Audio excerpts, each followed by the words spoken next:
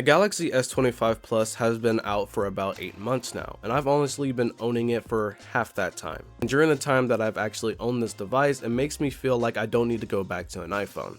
At least not yet. I don't know, ever since I've actually gotten this phone, I've been honestly glued to it. Just learning different things about it, and even the way that I use it right now makes it a lot more addicting. Obviously there's some caveats to this, and I want to bring it to you guys' attention. I truly believe if they would have checked off a little bit more boxes, this would have been the best mid-tier smartphone of the year. Kicking things off with the design, and I still can't believe Samsung actually decided to pull this. Now the design is great and all, I don't have any certain problem with the design. Still get the 3 cameras on the back with the selfie camera up in the front. Again, that is all fine. The reason why that I'm bringing it back up is because it looks the exact same from the past 2 generations. And if you look at Samsung's history, they would always be the manufacturer to innovate, change up the design, and to make it a lot more practical for consumers. The theory that I have of this is that with these big time companies, I think they're just having that one identifying factor to make it be like, okay, that's an iPhone, or hey, that's a Pixel, or now, hey, that's a Galaxy. And they're just having that identifying factor in the slab phone world, which is okay. But if you're just gonna add a small change, like adding a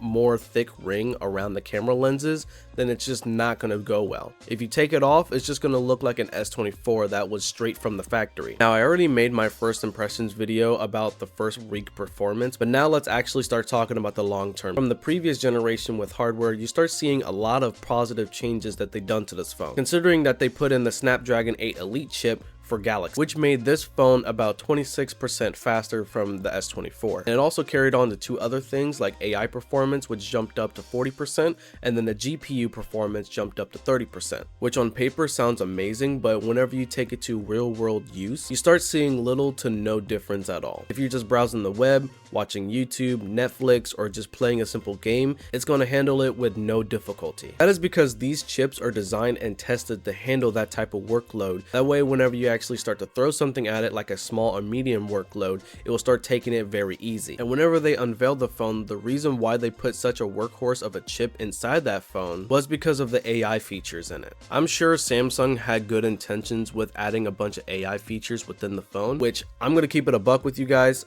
I've only used at least 2 of the features. One of them was the photo editor and the other one was Gemini, and we all know how Gemini can get lit. Coming up as a nigga in the Alright, I got my phone saying the N-word, bro. But I will say the software side was actually pretty solid. I'm going to be talking about the One UI 7 update instead of the One UI 8 beta because they haven't released that fully to the public yet. The software was very smooth, and the icons had a simple redesign, and the animations were also very smooth in some cases. And I think certain apps actually needed that redesign, and even though it had a pretty bad rollout to say the least, I still think One UI 7 is the best stable version of One UI that Samsung has ever produced. That's not all perfect because there's obviously some bug issues and some increased battery drain, which Samsung has actually made out a quick fix for it, so now it doesn't drain it as much. Like before the update, it was a lot easier to kill the battery. Like even if I'm playing Wild Rift, you start seeing a lot more battery drain. What? You guys don't like Wild Rift? I think whenever they officially release One UI 8, it's going to be a lot more polished and a lot more optimized, especially with the battery performance. The only complaint that I have on this phone's battery is that we don't have magnets on the back. I heard the reasoning was because of the Bluetooth pen on the Ultra, but the Plus and the base model doesn't even have a pen. And even so, they took out the Bluetooth capability from the S25 Ultra. Hell, you see Google doing that with their Pixel, adding magnets to the Pixel 10. So I'm pretty sure the S26 series is actually going to have magnets on the back. I hope so because I didn't want to keep buying extra cases with that magnetic ring on the back just so I can use some of the iPhone accessories that I had from the iPhone 14. The max speed that this can actually charge is about 45 watts, and I actually wanted to see how fast it can actually charge to 50%, and it was roughly around 30 minutes or so, which is really good for casual use because if you're going out on a date or a special event, that extra charge actually comes in handy. And that's just how optimized this battery is, especially with the camera system. So with the camera system that we got this year is a 50 megapixel main camera,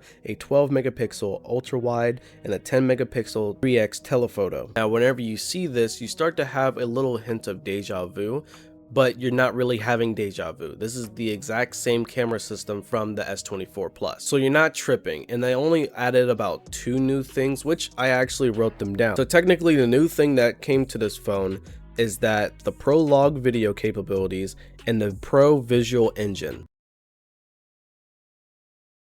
So what the Pro Visual Engine does is that it will use the software that it already has and process more of the video and the photo, making it a lot more natural with the colors and to have better dynamic range in low light. The log video or photo is basically in its rawest form, that way it can be easier to color correct and edit. Now, I'm not a photographer, I'm actually still learning how to do photos and videos professionally, so I can't really tell you what's good and bad, but what I can say is that these videos and photos are very sharp. I don't really see any blemishes or oversaturation. Everything is kind of just there. When I learn more and more about photography, I think that's when it's going to bother me, but for right now it doesn't really do anything, because as a casual I don't really mind of the extra processing, and I don't think anybody else does in the casual space. People just pick up their phone, go to the camera app, and then hit capture. They don't really care about how sharp the edges is, how good the lighting is. They just want to capture that moment, because whenever somebody's taking a picture, they're marking down a memory that they're going to look back on either a year from now or 5 years from now. And I really think the companies need to start catering more to the memory side. Google has basically done that with their Add Me feature, and I think that is such a good addition to the camera system. During the time that I use this phone, accepting the flaws, loving the pros, and turning this device into something that keeps me organized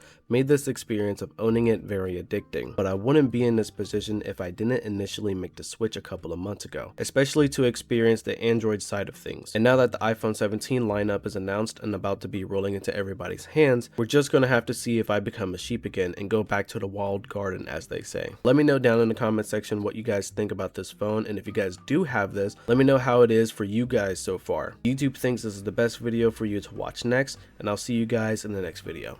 Thank you.